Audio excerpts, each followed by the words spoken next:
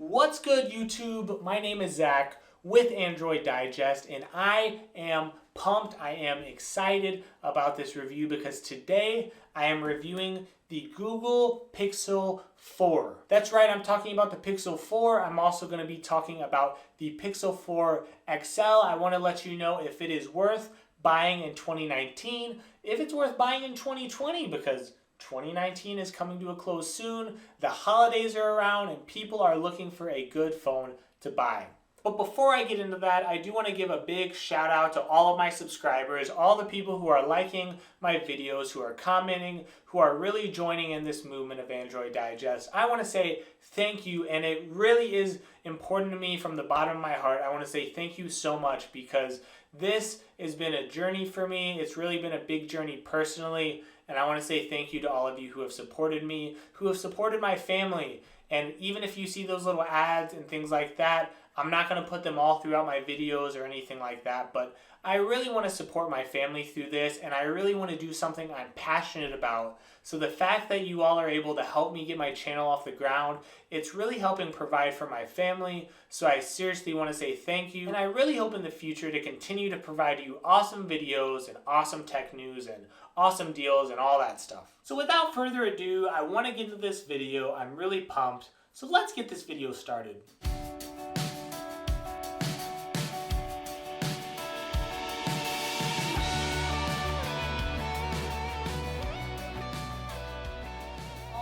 So right in front of me here, I do have the Pixel 4. Now, before we get into that, I do actually want to look inside the box to really see what it comes with. Now, you're going to see your normal manual in the box. You're going to see your normal USB-C charger. Just note it's USB-C on both sides, so it will work with the charging base, of course, that it comes with. That's no problem.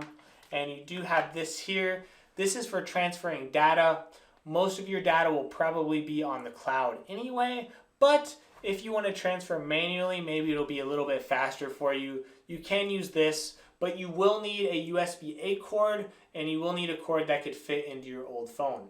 Now, there are a couple notable things that I see missing from the Google Pixel 4 box, and that is a headphone dongle, and I do not see headphones. So some people have gotten USB-C headphones in the past. It might be a bummer to you that you don't get these with the Pixel 4, and you don't get a dongle either. So if you have really nice headphones that are wired in, you're going to have to buy one of those adapters or dongles through Amazon for like $10 or so. I will have a link in the description to help you out. So just keep in mind that Google did make some minor compromises with their phone. In fact, the Google Pixel 4 comes with 64 gigabytes of storage in the base model, and that might be a little low to you because you might be used to phones, especially recently, like the Galaxy S10e, which isn't even the premium model. It came out with 128 gigs of storage. You see that in even mid-range phones like the Motorola One Action that I reviewed not too long ago. And it came with 128 gigabytes of storage. So this is Android Digest, right? I love Google phones. I always talk about loving those straight Google phones, and it is amazing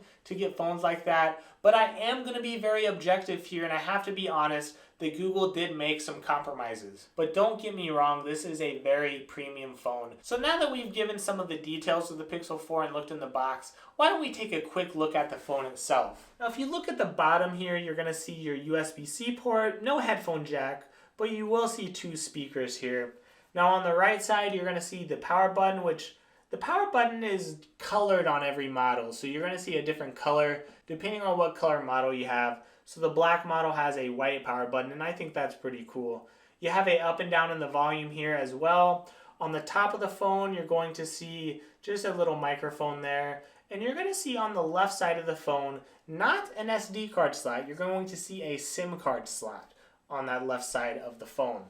Now, of course, on the back of the phone, you do have a nice glass back here. Now, this is on the black version. Now, the white version, it's made up of a different material for sure. It's not just a glass back that gets easy fingerprints or anything like that. It's actually a very smooth back, and it just feels like plastic, to be honest.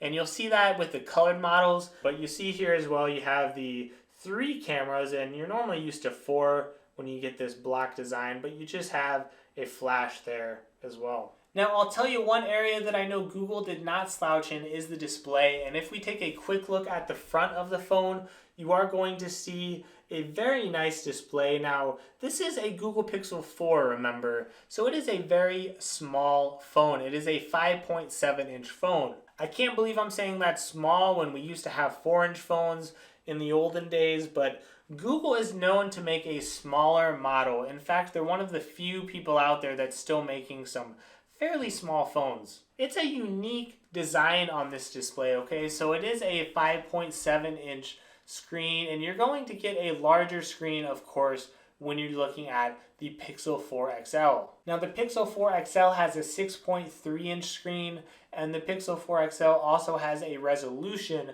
of 3040 by 1440. So it's going to have a better resolution than the Pixel 4, but the reason why is because it's a larger screen, so you do need a little bit of a better resolution to get the same screen quality. Now, the Pixel 4 again is a 5.7-inch screen, and the resolution is 2280 by 1080. So it's still a really nice display, and if I compare it to some other panels, a screen is made up of more than just resolution, and the screen and the colors just pop out of the phone. I mean, it is a fantastic display, one of the best I've used, and one of the things that differentiates the Pixel 4 and the Pixel 4 XL from almost all other phones is the refresh rate. So I've seen this in the recent OnePlus phone, and I've seen it in the past Razer phones, but haven't really seen it in much else. You see that 90 hertz refresh rate. And what that means is you think of TVs and they have different refresh rates on TVs. And as you have a better refresh rate, it picks up motion in a much smoother way. And you see that as well in the phone. So when you're scrolling very quickly through your phone, it's smoothed out a lot more on this Pixel 4. It's very difficult to get on screen in a review. I'll try my best here to get it, in a little clip or a little video for you. But it's just a wonderful screen, and I've got to admit, when you get a screen like this, it's really hard when you go back to a phone that doesn't have that 90 hertz refresh rate, because you do start to notice a difference. So it is a great display. It's fantastic for reading. It's fantastic for watching different shows and things like that. So the quality is fantastic. But for you as a consumer, you're going to have to make a decision if you want a larger phone or a smaller phone. For me, it was really tough because it's hard to use this phone day to day for a long period of time without it having a larger screen. Now, the Pixel 4 is still a great phone, and in fact, I loved the fact that it was lighter to hold than the Pixel 4 XL. It's a much smaller design. I could use it with one hand flawlessly. So that might be a big plus for you. In fact, it was for me. The reason why is I do have a tablet that I can use. So for me, when I talk about having a daily driver, I don't just use my phone. I can switch it up and use my tablet. I could use my Chromebook. I could use all types of different devices. But if you're not really relying on a laptop or a Chromebook or a tablet very much and you use your phone for almost everything, you need to trust me and get the bigger screen. Not to mention the fact that the battery life is also better in the Pixel 4 XL, and when you compare that to the Pixel 4, you're getting almost a 25% bigger battery. So that's why we should probably jump into the battery portion a little sooner and talk about the battery. So the Google Pixel 4 comes with a 2800 milliamp battery. Now the Google Pixel 4 XL comes with a 3700 milliamp battery. Now, if you don't know a lot about milliamps, let me put this in perspective for you. Samsung, with their Galaxy S8, their S9, their S10, when we look at LG with their LG G6, G7, G8, all of those phones had above a 3000 milliamp battery. So the fact that Google could not at least give an average battery size in their phone, it's just a little disappointing if I'm honest. That's why when I talk about that idea of having your phone be your pretty much everything, your go-to for everything, if you're that type of person, you're going to be a little let down by the Google Pixel 4. Screen time really varied for me. Now, if I was using my phone non-stop constantly through the day, maybe it would die at 6 o'clock and I would have 4.5 or 5 hours screen time. But if I wasn't using my phone a lot, I still found that sometimes my phone only had 5 or 10% at the end of the day, even on a light day. The fact that I should have to worry about my battery on a day that I'm rarely using my phone, that's an indicator that your battery life will not be that good. And you have to factor in that you're going to have this phone for maybe 2 years. And battery life really tends to get worse over time. So your light user will get through the day almost every single day with the Google Pixel 4. Your medium or average user, you might have to plug in at your charger at 6 or 7 p.m. at night. That is why all day and all night I will recommend the Pixel 4 XL to most of you. For those of you who have a tablet and you're a light user on your phone and you really mix it up and you do a lot of things on your tablet or your Chromebook or your laptop throughout the day, I think the Pixel 4 is great because it's light, it's easy to carry, and you will still make it through most days with your battery, especially since you're a light user. But everyone else, I think you should probably get the Pixel 4 XL, which, good news, the battery life should get most users through the day, even your moderate users. All right, now let's talk about performance, and this is where you're gonna see the Pixel 4 and the 4 XL. They meet side by side. They have 6 gigabytes of RAM, 64 gigabytes of storage, and you're also going to have a nice Snapdragon 855. This is really nothing new. If you've had the Galaxy S10 or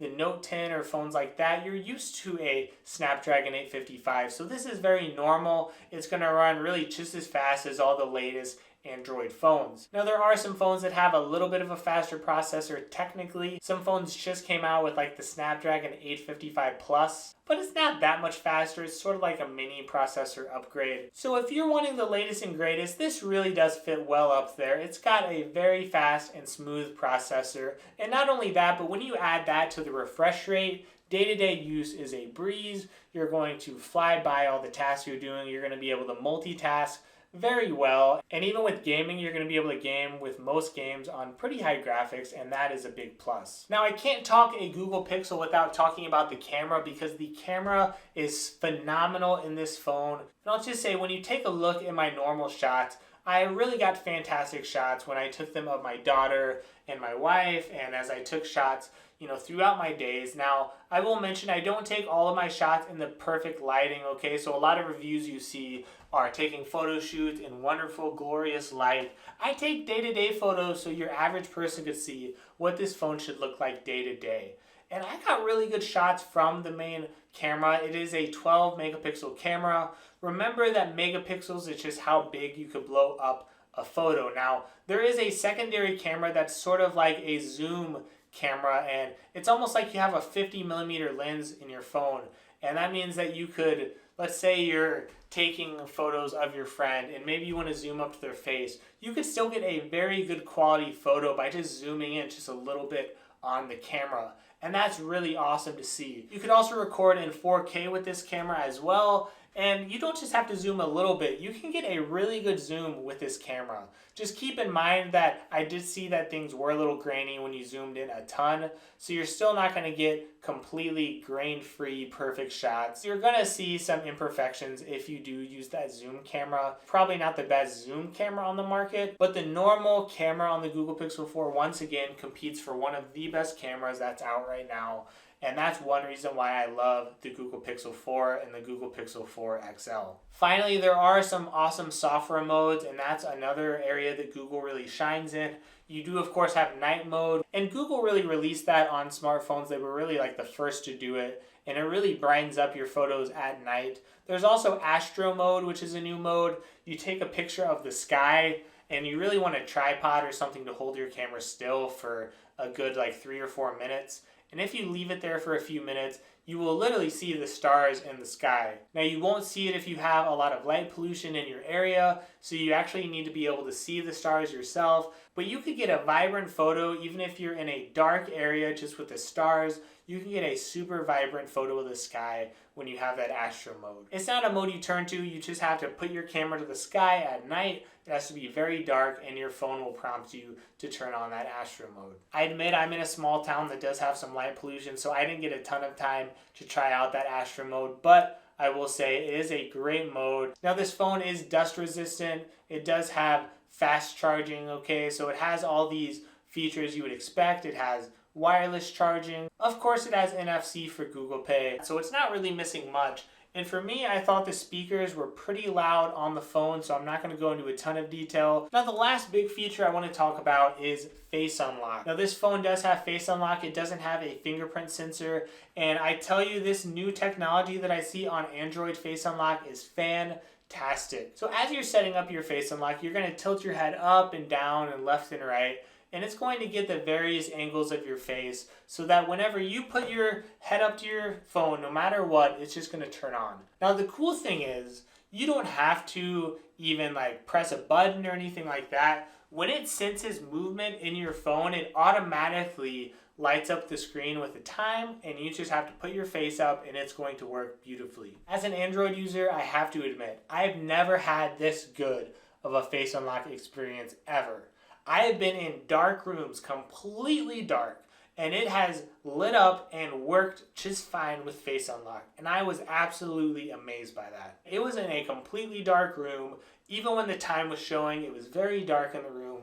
And this phone unlocked perfectly by just looking at my face. Now, there's also a new gesture system. It's called Motion Sense, and it's in Google. And to be honest, I don't really think it's a big deal. It sort of reminds me of that system that LG put in their recent phones. Most phones don't have this, but to give you an idea, if you're like, let's say you're baking or something like that, you got stuff all over your hands, and you want to skip songs, you can use your hand with gestures to skip songs. Also, if your alarm goes off and you really don't want to wake up, you could just swipe your hand at your alarm, and it should, in most situations, snooze your alarm or turn it off. But I'm not really going to spend a lot of time on these gestures because I don't think it's something most people will use. Just keep in mind that there are some cool gestures that are available to you if you decide that you want to use them. Alright, so it's decision time. Should you buy the Google Pixel 4 or the Google Pixel 4 XL? And like always, I say it depends. They did take away some things in the box. They also have a low battery life in the Google Pixel 4. And one thing I didn't mention yet is that they did take away that extra feature that if you were to back up your photos at original quality, you can't have unlimited backups. If you want the absolutely best Android phone out, I would say the Pixel 4 XL goes side by side with every Android phone out. And if you're okay with 64 gigabytes of storage and you don't need more storage, then that is just fine. You could get that model, and you know what? You're going to compete with the Notes of the world and things like that. The Pixel 4 XL is just as fast as other phones out there, but the difference is you have a 90 Hz screen. It also has straight Google, so you have Google software. You don't have a bunch of bloatware on your phone.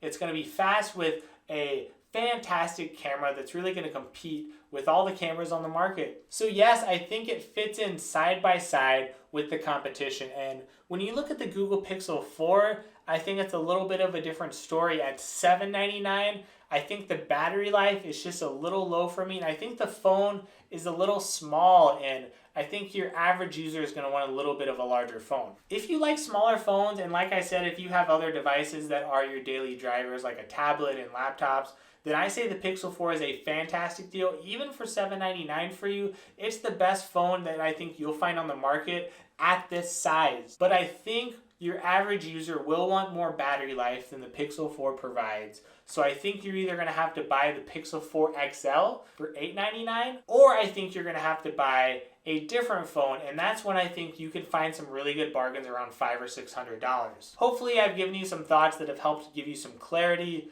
I know I have a lot of things I say in my reviews, and I try to keep them short, but I really wanted to give you all the information to really help you make the best decision possible. Thank you so much for watching this video. I appreciate it. Like I said, I appreciate all the support from the people who watch our channel, who like and subscribe to us. So thank you so much. Please like this video, subscribe to our page, and also click that little bell to get notifications. Thank you so much. I hope you have a fantastic day. And if you want to know any more from us, comment in the description. I'll be happy to answer questions. And you can go to facebook.com/theandroiddigest where I'll answer questions you have, and I'll also share a lot of great deals in all my videos. Thank you so much, and I hope you have a fantastic day.